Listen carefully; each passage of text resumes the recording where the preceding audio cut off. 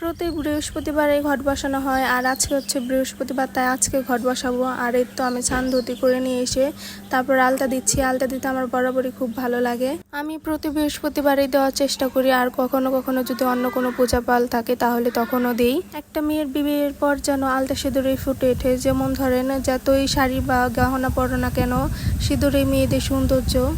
এই তো আমার আলতা দেওয়া শেষ। এখন ঠাকুমা সব বাসনগুলো মেজে ধুয়ে তারপরে গুছিয়ে রেখে দিয়েছিল, আমি সবগুলো নিয়ে আসলাম। আর এর তো কয়েক ধরনের ফুল এনেছে, দুব্বা এনেছে, সব কিছুই গুছিয়ে রেখেছিল। আমি এখন শুধু পূজা দেব। আর এই তো সবগুলোর মধ্যে আমি এখন জল দিয়ে তারপর গ্লাসে জল দিয়ে নিলাম, গোপালকেও স্নান করিয়ে নিলাম। আর এই দিক দিয়ে প্রদীপ আর ধূপকাঠি দিয়ে সাজিয়ে নিলাম, পরে যখন নাকি পূজা শুরু করব তখন জ্বালিয়ে নিব। এখন চন্দন বেটে নিচ্ছি, আর এই তো পুষ্পর মধ্যে ছিটিয়ে দিলাম। আর পুষ্প কখনো কিন্তু চন্দন ছাড়া কিন্তু শুদ্ধ হয় না। আর আমি এক এক করে ফুল নিয়ে তারপর গোবিন্দকে সাজিয়ে দিলাম। অন্য সময় কিন্তু আরো অনেক ফুল পাওয়া যায়, আর আজকে কোটাই ফুল এনেছে, এক ধরনের দুই ধরনের এনেছে।